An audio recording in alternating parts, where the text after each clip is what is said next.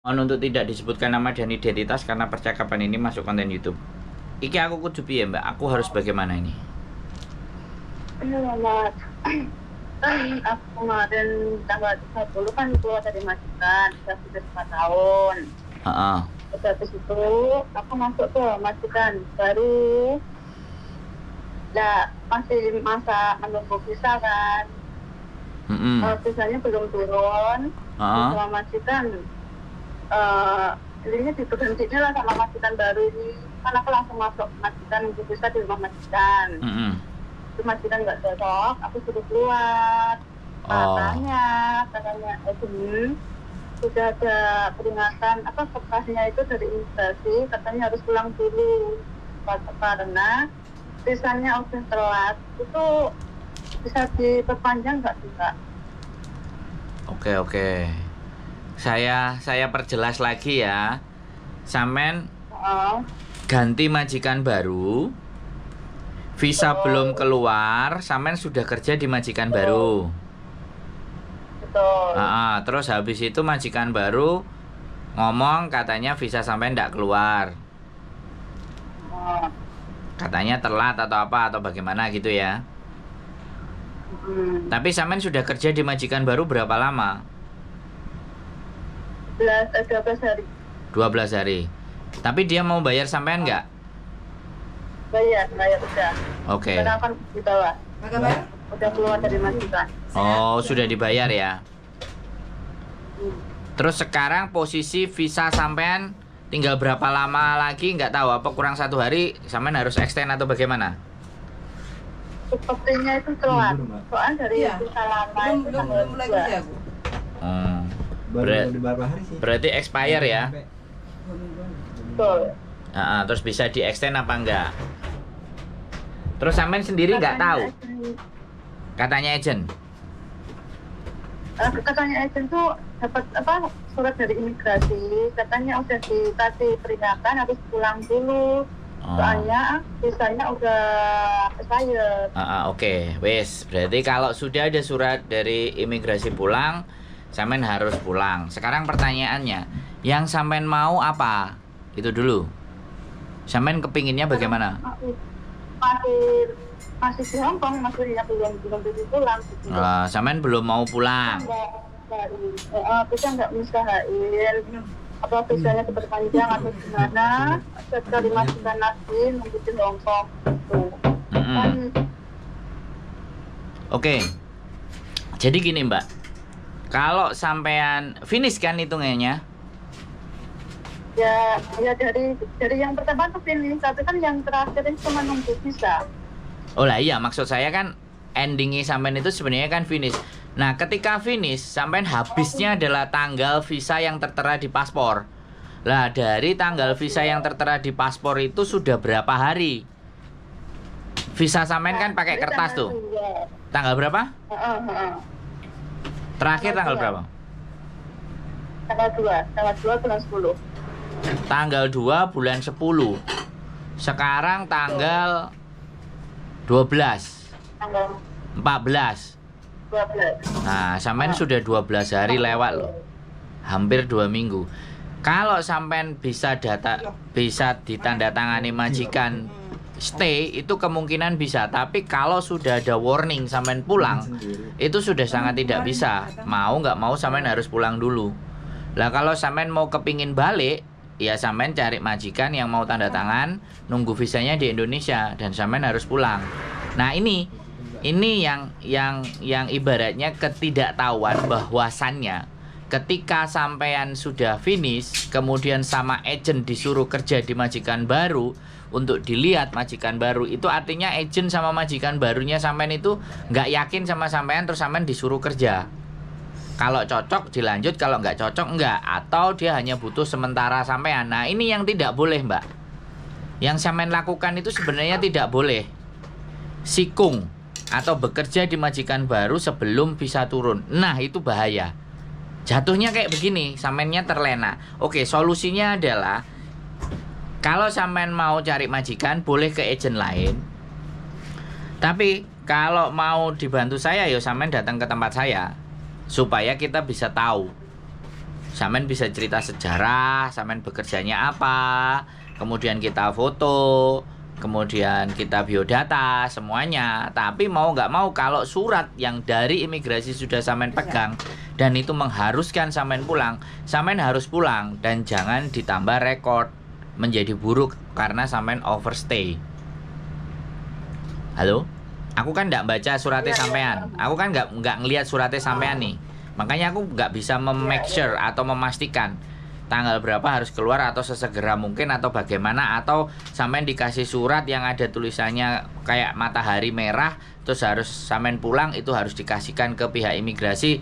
Nah itu sudah expired date sampean, wis out of the date. Jadi artinya sampean memang harus keluar. Kalau sampean ngomong ke Makau dulu masuk ke Hong Kong, nah itu kembali lagi sampean silahkan sampean coba gitu loh nah tiket pulang majikan itu yang finish tanggal berapa dikasihnya? Yang finish itu aku keluar tanggal 30. Terus sampean dibelikan tiket tanggal berapa harus pulang? Kalau yang ini nggak dibeliin karena kan visanya belum turun. Bukan. Visa yang lama, yang tiket lama kan sampean finish, itu kan sampean berhak kan? Itu dikasih uang, bukan bukan tiket. Dikasih uang. Karena aku nggak pulang, aku minta uang gitu. Soalnya dengan cerita sampean aku nggak bisa menaksir nih, memprediksi apakah status sampean overstay atau belum. Untuk memake sure dan memastikan itu ke imigrasi tanya, nama saya ini, KTP saya ini, status saya sekarang bagaimana, kan seperti itu. Kalau ataupun sampean sudah overstay kemudian dapat majikan dari saya misalnya, sampean sudah overstay, nah itu udah pelanggaran. Nah untuk lebih jelasnya ya kita bisa tanya ke imigrasi dulu. Karena sampean kalau tanggal 30 keluar dari majikan, visa sampean itu tertera tanggal 2. Tanggal 2 itu visa sampean habis. Tapi kalau dia mengajukan lagi terus 14 hari langsung ngomongnya ditolak. Nah ini kan aneh, penolakan visa itu kan seharusnya 2 minggu. Sebenarnya 2 minggu sampean itu bisa diputuskan bahwa visa sampean bisa keluar atau tidak. Kalau ini dinyatakan tidak bisa keluar, artinya status sampean tinggal berapa hari, itu yang harus kita cari tahu ke imigrasi. Bisa dipahami nggak? Bisa. Dari saya ngomong sampean bisa nyerap nggak? Bisa. Makanya kalau visa sama paspornya itu masih dipegang sama agen. Nah, ini persoalannya. Kalau sudah dipegang sama agen dan status sampean di agen itu masih belum jelas, ya segera tarik no. Kalau dia tidak bisa memberikan kejelasan buat sampean gitu loh, bener nggak? Iya. Kan ada aku cuma pertanyaan sama dia. Seumumnya diusahain dari majikan lain, terus nunggu di sini bisa nggak? Katanya nggak bisa, harus pulang. Soalnya udah dapat peringatan itu. Nah, iya. Kalau sudah kayak gitu, ya sampean harus tarik dong dokumen dan semuanya. Artinya agen itu sudah memperjuangkan sampeannya, udah mentok, udah ngomong kayak gitu, balikin ini semua dokumen saya. Kan boleh saya bilang begitu? Iya. Ya, jangan sampean udah nggak bisa terus sampean masih diem saja. Sekarang sampean ada di mana? Masih di Sodorizon, di bawah apartemen. Nah, sampean balik ke agen, minta ke agen segalanya, dokumen semuanya sampean minta.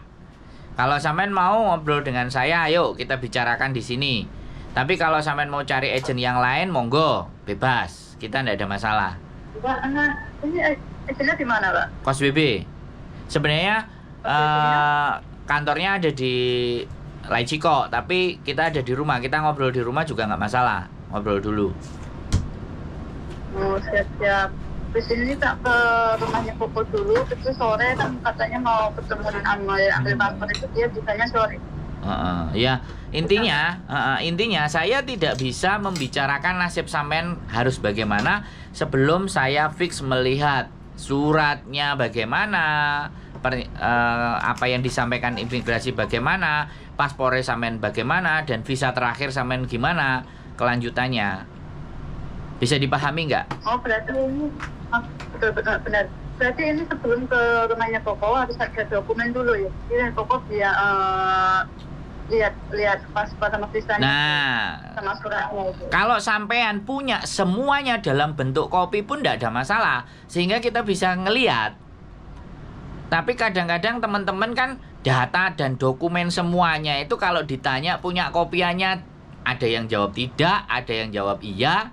Harusnya semua dokumen, KTP, kemudian paspor, KK apa semuanya kalau bisa di-scan. Jadi kalau sistemnya kayak gini gitu loh. Agent mau minta paspornya untuk diproses dan semuanya ini kan pasti perlu kan. Kalau sampean tidak punya salinannya dalam bentuk PDF, ya otomatis orang yang mau memproses sampean juga akan kebingungan, bener nggak? Betul. Jadi sekali lagi sambil saya juga mengingatkan dengan sampean bertelepon ini, saya berpesan kepada semua teman-teman yang nonton konten saya, sebaiknya kalian semuanya itu punya kopi dokumen identitas pribadi kalian yang bisa disimpan di handphone. Jadi kalau kejadiannya seperti ini, dibawa majikan, dibawa apa, kita masih pegang, kita masih bisa perlihatkan, kan kayak gitu tuh Mbak. Ya terserah sampean mau kesini, kalau supaya lebih valid dan jelas ya saya butuh dokumen sampean untuk dilihat. Kalau sampean bisa memperlihatkan secara HP aja ya nggak apa-apa. Tapi kalau sampean ternyata nggak punya juga, ya wis nggak apa-apa. Kalau di sini jatuhnya ya omong-omongan tok, paling ya biodata. Kalau sampean mau cari majikan baru. Tapi kita untuk memprediksi yang jauh lebih dalam, kan kita lihat. Kalau dari ceritanya sampean ya dari tanggal 2 terus bisa sampean cancel. Nah ini kita yang harus make sure-nya ke imigrasi. Kalau imigrasi sudah ngasih surat, saya nggak bisa baca suratnya, saya nggak ngerti kejelasan suratnya. Kira-kira sampean tanya ke saya untuk menentukan langkah bagaimana, kan kita nggak ngerti suratnya toh Mbak, bener nggak? Iya. Betul. Semuanya itu harus sampean pegang sendiri pokoknya intinya. Gimana? Jadi aku harus minta surat dari imigrasi itu di agent. Kalau sampean nggak mau berurusan dengan agent, minimal paspornya sampean ambil. Dokumen pribadi sampean ambil, kita bisa telepon sendiri ke imigrasi untuk menanyakan, atau sampean datang sendiri ke imigrasi menanyakan status sampean. Karena itu status yang valid ketika informasi itu dari imigrasi. Sampean cuman kalau di agent kamu harus pulang gitu aja, tapi suratnya nggak diserahkan. Nah ini yang menjadikan orang lain mau membantu sampean itu juga bingung. Bisa dipahami nggak Mbak? Bisa. Karena kita membantu orang itu kan kita harus tahu kronologisnya, alurnya, suratnya bunyinya apa. Anak-anak itu kan kayak gitu tuh. Minta tolongnya nggak tahu isi suratnya, pokoknya aku minta tolong dapat surat ini. Nah ini kalau udah kayak gitu, aku mesti berbicara kayak gimana kalau kayak gitu Mbak? Bisa dipahami nggak? Iya. Pokoknya ya kalau sampean mau, ya boleh sampean kesini, terserah lah. Punya dokumen atau enggak, saran saya ada dokumennya. Kalau enggak juga nggak apa-apa. Datang ke sini, yang jelas dari telepon ini sampean sudah tahu kan? Sudah mulai punya gambaran. Sampean harus ngapain, bagaimana, dan seperti apa. Sudah nggak bingung lagi kan? Betul. Itu yang harus penting. Itu kalau sore bisa nggak Pak? Ya silahkan. Telepon aja pokoknya. Aku setelah ambil paspor langsung ke rumah Koko. Silahkan. Telepon dulu 1 jam sebelum ya. Jangan dadak. Nanti takutnya saya posisi lagi di Amerika atau di Jepang kan repot gitu loh. Baliknya agak lama gitu loh maksudnya.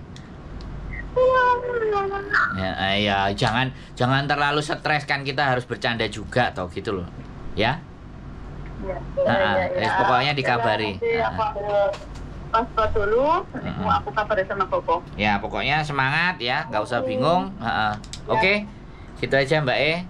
Sehat selalu yo. Bye. Woi, bojoku piye? Iki wong sikung, ternyata visanya tertolak. Ya apa menurutmu? Sebenarnya agennya masih membantu, cuma mbaknya aja yang panik. Intinya kan mbaknya yang nggak mau pulang. Tapi kan dia ngomong disuruh pulang, agennya tadi diamin. Tapi mbaknya kan nggak mau pulang, ngeyelnya kan di situ. Iya. Tapi agent kan mbak surat. Lah aku bisa ngomong apa? Lek gak harus suratnya. Makanya mbaknya harus pulang. Lah aku nih harus ngomong. Nah, berarti kan memang pulang. Iya, nggak iso sak karepe keinginannya Mbak E harus pulang. Ya wis, makanya pengennya kan pulang terus balik cek kerja neh ngono lho. Mbaknya inginnya ganti majikan tapi nggak mau pulang, tetap dapat duit terus. Makanya sikung ke majikan baru sambil nunggu visa. Ternyata majikan yang baru itu Cancel. dilihat-lihat kok nggak cocok, nggak srek kayak gitu kan, terus di cancel prosesnya. Di mumet dah sih. Mumet Mbak Indah sih.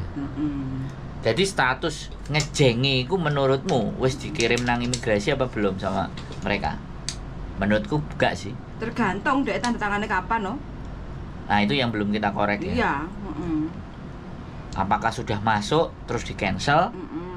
Gak cocok. Nah ini perhatian buat teman-teman pesen ya. Kalau sikung resikonya begini. Lebih baik kalian nunggu visa dulu baru kerja. Jadi ini kan bener kasusnya adalah dia nggak mau nganggur di boarding nunggu visanya turun ya. Dia kepingin kerja di majikan sikung. Nah ini bahayanya teman-teman. Yang umur 52 kemarin kan juga itu. Nah, BPI kan. Jadi kayak gini, ini kasus sekali lagi ya. Visa belum turun kita sudah kerja, dilalah majikan gak cocok, munyeng dasi, sampai yang dibikin kalang kabut. Oke, itu aja ya. Tetap belajar, tetap semangat. Kritik, saran, masukan, celaan, hinaan, caci, maki, bully, lost doll. Keep stay tune my YouTube channel and see you next video. Bye bye.